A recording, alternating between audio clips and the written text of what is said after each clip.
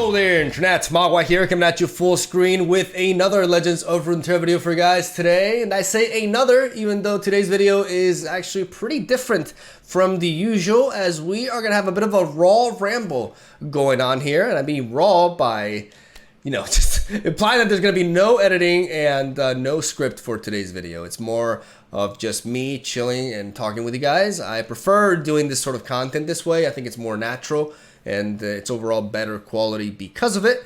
Though, some of you may disagree. If you want to see a more professional take on these sort of like talk videos, let me know in the comment section down below. I'm always open to your feedback. And speaking of feedback, thank you so much for the support shown on the MegaMogwai to Top Master series, which will continue tomorrow onwards. I'm actually going to do a bulk recording session today with it. So wish me luck in the climb, as I got quite a bit to climb, man. I've seen several Spanish players just get a monstrous lead on me because I didn't play yesterday, and I guess I'm taking it perhaps a little bit too chill. I gotta hit the gas pedal because I am being left behind, and we can't let that happen, right? So yeah, thank you guys for the support. Hope you are excited for more of that type of content, as we will try hard and try to reach the top 3 in regards to Spanish players and masters, so we can qualify for the upcoming tournament. Having that said though, today's video, like I said, is more of a ramble, as we are going to be talking about landmarks, which is the new card type that was introduced with the it's going to be introduced with the expansion. They announced this yesterday, and more so than me just talking about landmarks and what I expect from this card type and the impact it'll have on the meta and all that kind of like speculation stuff. Even though speculating is fun and all, I don't really have enough information nor experience to really say just how prevalent these cards are going to be. Like, I have to, what I mean by experience is that I have to mess around with them first. I have to have a feel for the card before I can give you a solid analysis on it. This is not going to be so much about us analyzing landmarks and how good they're going to be or how relevant they will be, because like I said, not only lack of experience, but also the fact that we don't know exactly how we will be able to interact with these. Like, we don't know exactly what cards we'll be able to do. We know a few examples that they've shown in the video, like for the comet, the celestial comet can knock them out apparently, but we have to wait and see exactly just what interacts with this and what doesn't before we can speculate further. What I'm going to talk about today, though, is the importance of the introduction of a new card type like this, what it means for Runeterra, and why I feel it's such an important thing that happened, and a very strong step in the right direction for this game. I've been playing Runeterra ever since the preview beta events happened in the latter portion of 2019. Then the open beta was released at the end of January this year. And from that point onwards, I've been playing pretty much nonstop and covering the game from, on a daily basis on this YouTube channel. So I've been playing this game a lot. Because I've been playing this game a lot, I feel like I have quite the experience, and I have, an opinion, a point of view that can contribute a little bit to overall discussion. And I have a lot of experience with card games as well as a whole, right? So what I want to talk about today is about certain issues that the game has been dealing with ever since the open beta, and what I believe is the nature of these problems, these core problems, and how what they need to do in order to fix these problems as we move onwards, as we all want this game to continue to grow, right, and do well for the foreseeable future, at least, as we want Runeterra to succeed. We want Runeterra to develop a competitive tournament scene, and we want many things out of this game. At least I do, right? So, yeah, I've been playing this game for a while, and one of the things that I realized at first, I would say around April and May, right before the actual official release of the game happened, and we got Rising Tides, when it was just the core set. As much as I love this game, I definitely started seeing some issues that would potentially hurt its retention rate.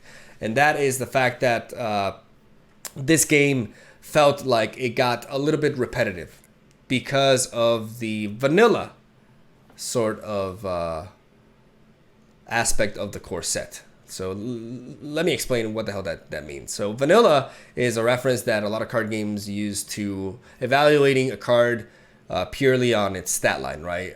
When you say, for example, that's a vanilla 4-drop, you're probably referencing a 4-drop that is just purely stats and has no ability whatsoever. So it kind of becomes like the average sort of like stat line And an example is, for example, the 4 mana 4/5, the Bull Elnuk, right? If you want to have this Bull Elnuk give you 2 1 mana burst speed spells that plant 5 mushrooms onto the opponent's deck, then you are going to pay 2 stats, particularly in its health, to create the Chump Wump, right? Which is a 4 mana 4/3 with this ability. So the vanilla stat line is like the premier stat line for a certain mana cost.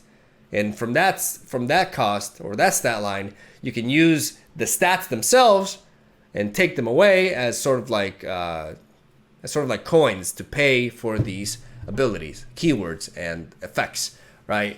So what I mean for like the game was very vanilla is that play patterns in Legend of Runeterra were relatively common, right? Especially with the core set. We have a game that, from a core design, is, like I said, designed around the idea of developing units on the board and having combat phases, right? These combat phases lead to clashings, trades, deaths, survival, and ultimately the player with the stronger board state who continues attacking with it will eventually win. That is the basic premise of the game. You play your units, you interact with the other units, and then you try to use your units to take down the opposing nexus down to 0. So with the core set, most decks played like this. Most decks were, in a way, variations of mid-range, as aggro and burn wasn't quite at that point yet. They didn't have enough direct damage to really justify the archetype over a more slower but beefier mid-range sort of playstyle. We saw the Vanguard Bannerman Mono Demacia deck be the #1 deck in the metagame for a very long time. And this deck was a deck that was basically aiming at playing units on curve, buffing your board with Vanguard Bannerman, and then just attacking until you won, right? That's how that played out. And there were other mid-range decks, but at the end of the day, all these decks in some shape or form revolved around the same idea of playing units on the board, attacking, blocking properly, and establishing board dominance to win the game. So because a lot of these unit-based decks played out very similarly, even though you would switch from one archetype to the other, the sense of novelty wasn't quite there, right? A lot of times in card games, one of the very important aspects of card games is that when you're playing a specific deck and strategy, eventually if you only play that deck again and again, you're going to get tired of it. You know, it's going to become repetitive. So you want to play a different strategy so that you can feel that sense of freshness again, right? But if these different decks and strategies play out in a very similar fashion, you don't get that sensation, right? You feel like you're still playing the same thing. And that was an issue that Runeterra dealt with in the early stages of its open beta up until the release, right? And one could, blame the core design of the game being based around, this idea of developing units and having this combat phase that goes back and forth and everything. You could also try to put the blame on the live design team or the design team, like the way the cards are designed or the way the cards are balanced and how the metagame is unbalanced because this region is more powerful than the other one. You can tackle the problem at all these different angles, but in reality, from my perspective and my opinion, which is founded by many, many years of me delving into this genre, is that, and this is a good thing, the issue is actually the fact that Legend of Runeterra is a card game in its infant stage, which means it's a baby. It's a baby card game. It's still growing. It's still developing. It's still very new. And the core set was a core set, right? Comparing like Legend of Runeterra in its initial stages to other card games, that's when you actually start to realize just how special this game was and how special the core set was. Because despite the vanilla-ness of it, there were still many different ways to play the game, and the decks were really cool. And we even had stuff like Ezreal, right, which did contribute to different play patterns as well, even though combo-based decks were limited to Ezreal with the core set. But because the game is still in its early stages, even though it had a very impressive core set, it was still limited because of that. So with Rising Tides, things really changed. We got A bunch of awesome mechanics, the powder kegs, incredible champion design like Swain, Sejuani, Gangplank, Maokai. We got Nautilus deep with the sea monsters being such a Timmy's wet dream, basically, in which we got such a flavorful design for an archetype that is so well done, so fun, and so rewarding as well. Albeit a bit tribalistic and definitely limited from a deck building perspective. But ultimately, with Rising Tides, we just got this feel. We like that was like the first slap to the face that I got with this game, and I'm like, yeah, this game has ridiculous potential. Like this is exactly what I envisioned with this sort of like with the first expansion. Call of the Mountain was a little bit underwhelming, at least the first batch of the expansion. I'm not a big fan of Daylight or Nightfall as mechanics. I don't think they're particularly interesting. I also think Invoke is anything but original and is also not particularly exciting because we've already been there with stuff like games like Hearthstone incorporating like Create. No, I believe that was Explore and Gwent was Create. Yeah, so we didn't get that much new stuff in Call of the Mountain, if that makes any sense. We didn't get many new mechanics that are really interesting and that promote diversity in gameplay. Like this whole talk is about diversity in gameplay. I want to be able to play a specific archetype, but then switch to a different deck and have it play out very differently, right? So in a way, the designers have a job to create a bit of an illusion, to have people not focus or not realize that they're playing this game that is about developing units on the board and smacking, and trading with the opponent with them, right? So the introduction of landmarks really does push for this gameplay diversity, because now we have a new card type that is a permanent card that is played onto the board and takes up a space in the bench, but it is not a unit. It does not attack, it does not block, and it cannot be targeted as an attack or also like by damage either. Like you can't get excited this because there's no health stat, right? It's a different type of permanent. And that makes it so that now with landmarks introduced onto the game, we can reach a situation in which, or a point in which people build decks based around units, but people can also build decks based around landmarks. People can build decks mixed around with both. The introduction of a new card type, and a good comparison, I like to think of this as like the enchantment from MTG from Runeterra. Like it's kind of like an enchantment, but the introduction of a new permanent that does not function like units is basically, it's like if we had a unit, if we had a game with only units and we introduced spells, right? It's a very, very big deal, guys. It's a big, big deal.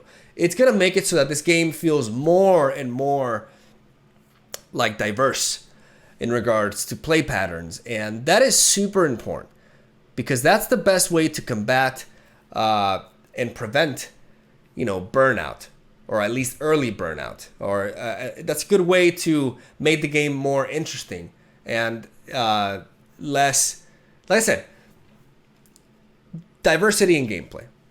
Like I've already made my point clear with that. Diversity in gameplay, very important for card games. One of the reasons why we have a lot of people migrating from Magic the Gathering right now because there's a bit of a